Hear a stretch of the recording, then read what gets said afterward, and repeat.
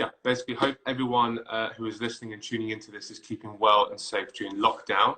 And thank you very much for joining us on our first Private Flyer Live platform showcase, where today we will be covering the topic of buying or selling aircraft in a turbulent market.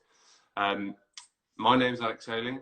I organise general aviation events, namely Private Flyer Show, with my colleagues Roxy and Andy. We do them here in the UK, Dublin and Ireland. For those here in the UK that are maybe familiar with it, you would have realised that we were going to do our show in 2 weeks' time, but because obviously the isolation that we're all in, that now has to be postponed till the 2nd and 3rd of October. So if you want to hear more about that or find out more, please do check privateflyershow.com. Now, in these unprecedented times, like Philippe and I are doing right now, we're challenged to think differently and be creative. So this platform is designed to offer information sharing and knowledge sharing. So I hope you guys all find what Philippe has to say useful. And I do want to add any topics that you would like to hear. Please do send me a DM on our Instagram profile, or you can find my email address on privateflyershow.com. We'll try and cover that in the future with more sessions. And as everybody else always says, if you do like what you hear, please hit that follow us button on our Instagram account. It will be very much appreciated by us all. Enough about that. Kept you waiting, Philippe. Thank you very much for giving us your time today. Bit of an intro to yourself, and we can crack on with the topic of buying and selling aircraft in this current market. Yeah, well, awesome, man. It's great that you're switching to a digital platform. I think that's the future. We saw the announcement on, Wednesday morning from Flyer Magazine here in the UK. They are now only digital, right? So actually, like, being in lockdown, and right now you're in my attic, which is fine, but I'd rather be in the air, frankly. Of course. And so that's too poor connection. Mike, can you shut that down, actually? So,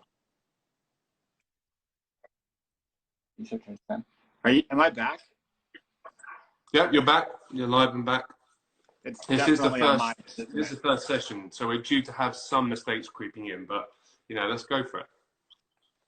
I tell you, it's the internet in this third world country of the UK. It's I even upgraded the bandwidth like in January. I thought, I'm gonna get ahead of the coronavirus curve and upgrade the bandwidth into my house. And here we are, like it's skipping the whole time. But anyway, hopefully you can hear me just fine. But yep. So Philippe Pullman, I'm with Lone Mountain, run a small flight school here in London, but also do a lot of pre-owned sales. So at Lone Mountain, we do about 150 to 170 transactions a year. Most of that's in the US, and we launched into Europe in would have been in May, June, July time, a bit last summer. And it's coming along really well, and we're really excited to have a presence now in Europe, which is pretty cool. And how, Philippe... So you want to know if now's a good time to buy an airplane? Well, this is the thing, like, let's give you an example now with like purchasing a property right now. A lot of people will be thinking, we've got this coronavirus, we're this period of, isolation. The economy is obviously suffering because of it. Is there an opportunity here right now, or is there not an opportunity either way for buying or selling an aircraft right now? There's low interest rates. The economy is going to have to take some time to grow. So yeah, I suppose let's kick off with that. For anyone looking to buy or sell an aircraft, what would you advise them? Yeah, I mean, there's definitely deals to be done, right? And if you're looking at a pre-owned aircraft, the question is never, is now a good time or not? The question is, what's the cost to get into it, right? And there's always a deal to be done, frankly. Yeah. So it's just a matter of what the number is on the aircraft you're looking at. So right now, all prices have come down, a little bit in the last month. So if you were planning to buy an airplane, maybe 3, 4, 5 months ago, and you just weren't ready hadn't found the right one, and you found it now, then absolutely, like, jump on it, right? I mean, you were planning on it before any of this happened, before the economy tanked. So now is as good an opportunity to buy it as ever. If you're trying to sell an airplane, I guess the question is why are you trying to sell it, right? If you're in financial distress, or the business isn't doing so well, and so the business has to sell some assets, then yeah, there's a buyer for your plane. Probably not the same number that you would have expected 3 months ago, but there certainly is a buyer for it. We might be buyers. And what was it like coming into, just before we came to lockdown? What was your interpretation of the market? Was there a lot of? I lost you again. Can you hear me here, Philippe? Alex, you still there? Yeah, still there. No. Philippe? Yeah, I've got you. Ask that question one more time. It's yeah, definitely jumpy. Coming into the before lockdown, was there an appetite? Was there a huge demand for pre-owned aircraft? And basically, was there a lack of aircraft to supply, or is it the other way? Other way around? Was there not enough interest, but is the market flooded with pre-owned aircraft at the moment? No, I mean, it depends which bit of the market you're looking at, I suppose. So, we specialize in the higher end of owner-flown aircraft at Lone Mountain. So, and we saw a lot of airplanes in January and February coming into the market, a lot of later model aircraft. And actually what we're finding now is that those have cleared, or they're starting to clear, right? And so maybe the sellers are getting a little bit more pressed to sell, or maybe their next aircraft is coming, right? So OEMs, some of the OEMs shut down production, but a lot of them have kept going, right? So for that person, that client who's upgrading his aircraft every couple of years, yeah. If he was one of those people selling, then those aircraft are shipping now. Yeah. Right. There's not a glut necessarily, but demand, I think right now is equal to supply. Just everybody's trying to get a good deal. So the people that are calling about buying an airplane right now they're lowballing on all of the airplanes. Right. Well, everybody wants a deal. That's human nature, right? Everyone's looking for that right airplane for them, and at that right price. And now could be a good opportunity as ever to drill them down on price. I only got you drilled them down on price on that last question. Okay. Yeah, I do apologize for some of the Wi-Fi issues. It could be on our side. As I say, this is the first one we've done, so inevitably this is going to be a learning process. All right, Philippe, just in case we lose each other again. It's a great opportunity to upgrade, right? If Yeah. you're looking to upgrade your airplane, right? Moving up the scale of ownership.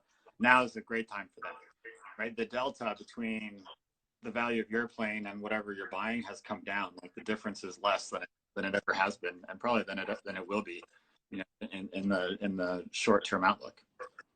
Now's a great time to upgrade for sure. Right. And what would you advise somebody that that is in that space when we get out of this lockdown, maybe 6 months to a year from now, that is looking to upgrade or is looking to change what they've been doing so far? And what is the right aircraft for them? For me, what would you advise? I love live.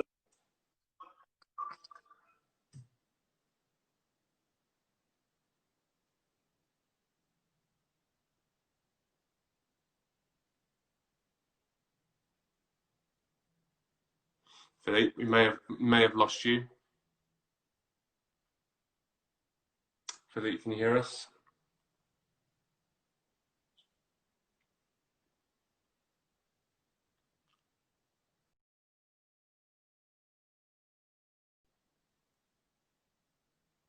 Right, we may have, looks like we may have just lost Philippe on his internet connection. But yeah, guys, as I say, if there is anything that you want us to cover, please, obviously, as I say, send us a DM, and we will try and answer it as well, with Philippe trying to answer those questions as well afterwards. Yeah, obviously my email address is online. This is a bit sketchy, as I say, first time we've done this video. We've got Philippe back again. Everybody, you all right? Can you hear us now? Philippe? There you are. Okay. He's back in the room. He's back in the room. We're going to try without the Wi-Fi. Give this a Right, shot on so, the speed. Hey, no worries. You know, maybe the attic, I don't know if it's you or me, but maybe the attic, it may be a bit of a stretch for the Wi-Fi, hey? It's the ghost. It's It is the ghost. It is the ghost. Well, as I say, I'll go back to what I asked before. For anyone that was looking to get into the market for their business, for personal, obviously I know it depends on scale of their investment, but what would you advise someone coming into it who is saying, what's the right aircraft for me? Yeah. Oh man, that's a loaded question, right? So there's lots of things to think about before you just jump into buying an airplane, right? First of all, when you're going to buy a car, right, which is something that most of us can probably relate to, you're buying a car for a specific purpose, right? Like I've got to bring the kids to school, or you know, I need one for commuting. It's normally just me in the car, or I need one that's gonna haul, you know, sheets of glass for my business if I'm a glass fitter, right? So you buy a car that fits your purpose, right? And there's no difference with airplanes, right? You need an airplane that fits the purpose, and so that's the first thing, right? It's this define the mission, right? And define the mission, I mean, it can take many different forms, but budget is certainly part of that, right? How much money do you have to throw at the plane right now? Then what it is you want to do, how many people do you intend to carry, you know, regularly? Is it a touring airplane? Do you want to fly upside down? Are you using it for learning how to fly, right? Is also a factor. Like some people buy an airplane, learn how to fly in their own airplane, and then they trade it off and buy the next one. So it's really about defining why it is that you're buying the plane, right? And I have a dream hangar, right? In my dream hangar, I've got an airplane that flies low and slow. Where would this be? Yeah. Where is my dream hangar, or what are the airplanes in? Yeah. Right. So I've got one airplane that flies low and slow, right? I can take the kids up in it, and we can goof off and do, you know, some hard turns and maybe a loop or a roll, very light aerobatics. Then I've got one that's an economical tourer, right? That's fully certified for flight into known icing. So there's really, you know, very few things that'll stop us going somewhere. And then I have a bit of a heavy hauler, right? Maybe it's a single engine turboprop or a light jet, right? Something that's going to get me to the farther reaches of Europe with, you know, some friends. So that's like my dream hangar, but none of those replace the other. Yeah, that's the point, right? So you start with a little one, you know, you move up to the next one, keep the little one if you can, right? But each plane has a purpose, right? So finding that mission becomes really important. Let me ask you this question, Philippe. You've sold aircraft, you've been doing it for a while, you know, what would you, how would you profile your kind of customers, your typical customer? Do they tend to be one of a particular sort, or is it so varied for the different mission purposes that you've just spoken about? No, that's one thing I love about aircraft sales is everybody's different. Yeah, I love it. So we have at Lone Mountain, we specialize sort of in the top end of owner-flown aircraft, right? So anything from, let's say, a Cirrus up through to even a Phenom 300, right? Which technically can be flown single pilot by the owner of that airplane. It's a lot of airplane, but it's doable. Yeah. Yeah.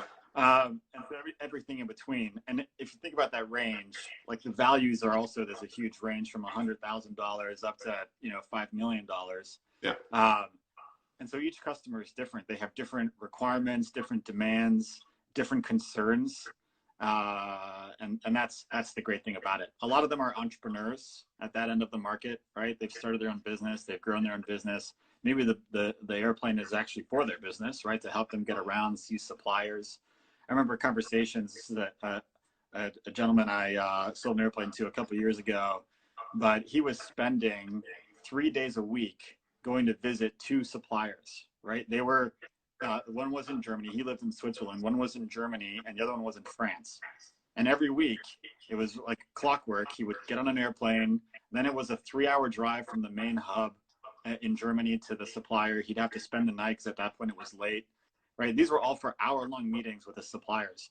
As soon as he got the airplane, he was able to do both of those in a day and be home and put his kids to bed. There you go. Yeah. Right? Like that's pretty remarkable. Yeah. Right? So that's time machine, as they that's call it. the joys of aviation. But he had a very clear mission. Yeah. And before, he never really understood that general aviation and he bought a Cirrus, small plane, but he never really understood that general aviation could have that kind of impact on his lifestyle. Yeah. So, okay, with the lifestyle side, then you can see the positive gains, you can see the advantages that the guy's back with his family in one day. What sort of criteria does a potential aircraft owner have to consider when purchasing an aircraft? It's not just the aircraft, right? It's not just the fuel. There's a lot more to it. Actually, the smallest cost. It's funny when you go jump on the forums. Oh, sorry. Yeah. You jump on the forums and people are moaning about the fuel costs, but actually the fuel line, right, and your total cost of ownership is actually relatively small. Yeah. Which is surprising. Yeah, I think the biggest costs are finance, right? If you're financing the plane, that's obviously often a big cost. Then insurance is a big cost. Your hangarage or your parking space, wherever it is also a big cost. And then your annual inspection. So those four things, right? Finance, insurance, hangarage, and annual inspection. They exist no matter what, right? You can buy the airplane, let it sit on the ground. You still have those four things to pay. And so it seems like, and it is, those are the biggest chunk of flying. The more your airplane flies, the smaller those numbers become, right? In the grand scheme of ownership. Yeah. So, but those are the biggest things. And the great thing about it is that you can find out those costs well before you buy a plane, right? None of those should be a surprise. Maybe the annual can be a surprise, but if you talk to enough other owners of similar aircraft, or you talk to the mechanics, you should get a pretty good idea of how much an annual is going to cost you. Otherwise, everything else can be planned. So how are you finding it at the moment? I know that you're a flying instructor as well as, working for Lone Mountain Aircraft. Yeah. You must be absolutely itching to get back in the aircraft and get flying again. You've got a business to run, a family to look after. How are you keeping sane? Yeah. So, yeah. Going on the spot there. I know. I don't really want to fly. Well, put it this way, with what's been going on out there today. For me not to fly for a month. Sorry, Carol. Yeah. Oh my God. Yeah, we had hail just 20 minutes ago or 30 minutes ago. So that's okay. That no flying today anyway. But we are very lucky, right? And if I have to not fly for a month or 2 months, then that's a sacrifice I'm willing to make for the well-being of our society and the well-being of my neighbors. Like, that's okay. I can survive, right? Yeah. But I do miss it. I think we all miss it, right? I've actually invested in a Thrustmaster joystick. Oh, you're kidding me. Had you asked me like 2-3 months ago, am I going to get into simming? I would have absolutely said, there's no way. Like, I do the real thing. Yeah. But yeah, I bought X-Plane and I bought a Thrustmaster, and it's awesome. Like, the whole sim world is grown on me a lot in the last couple of weeks. How things have turned so digital now. Yeah, simming, is the way to do it. And then looking back at old photos and reminiscing. Yeah. Coming up. And just say, there's a bit of a time delay going on here, Philippe, but just obviously, everyone's getting their kicks through digital pleasures at the moment. You get your fix in that way right now. But I think, it'll open up again. Yeah.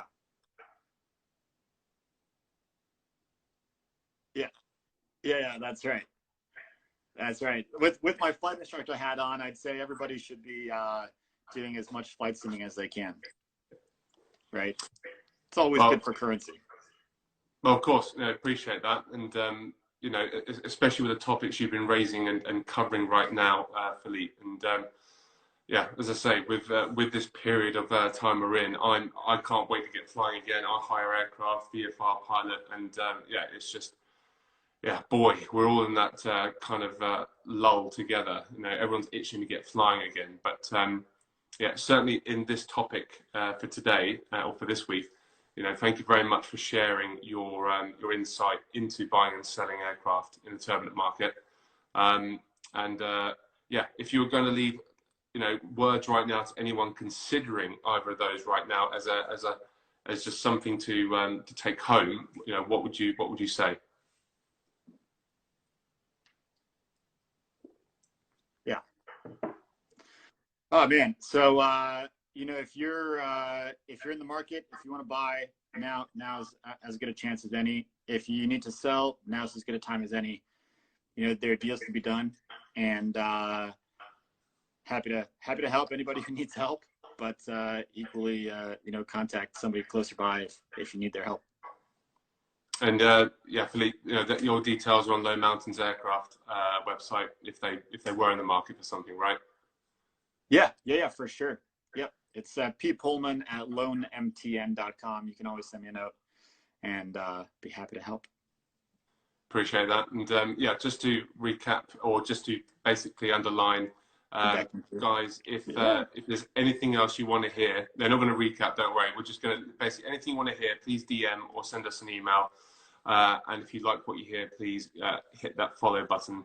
And I think we've got another topic coming up in a week or two's time. Just doing having to do the plug there, Philippe. I've got to get it in. But yeah, our next topic will be engine maintenance during lockdown period. Some tips and advice by Dean Chamberlain, Nicholson McLaren. Yeah, for sure. That would be good. And yeah, hopefully anyone that's around similar sort of time next week, we'd love to see you, we'd love you to be following our discussion on that. Philippe, thank you so much for your time today, buddy. I really do appreciate it, especially as the first one of our Private Flyer Live series of knowledge sharing. And I hope you and your family stay safe. And, you know, hopefully we get flying soon, hey?